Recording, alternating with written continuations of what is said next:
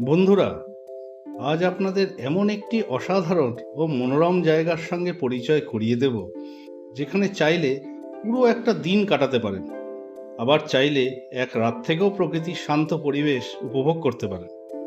এই জায়গায় আসতে হলে প্রথমে ট্রেনে করে চলে আসুন চাকদহ স্টেশনে, সেখান থেকে ট্রেকারে করে নটাবেড়িয়া এবং তারপর টোটোতে করে পৌঁছে যান মঙ্গলগঞ্জ নীলকুঠিতে। এখানে দেখতে পাবেন ব্রিটিশ আমলের ঐতিহাসিক নীলকুঠি, যেখানে একসময় ব্রিটিশরা নীল চাষ পরিচালনার জন্য বসবাস করত। বর্তমানে ভবনটির অবস্থা বেশ জরাজীর্ণ এবং সংরক্ষণ সংস্কারের প্রয়োজন রয়েছে। এরপর উপভোগ করতে পারেন ইছামতি নদীতে নৌকা ভ্রমণ। নদীর মনোমুগ্ধকর সৌন্দর্য এবং চারপাশের প্রাকৃতিক পরিবেশ আপনার মনে এক অনন্য স্মৃতি তৈরি করবে। নদী পার হলেই পৌঁছে যাবেন বিভূতিভূষণ অভয়ারণ্য, যা পরমদান অরণ্য নামেও পরিচিত। এখানে বিভিন্ন প্রজাতির পাখি, পশু এবং হরিণের সঙ্গে সময় কাটাতে পারবেন।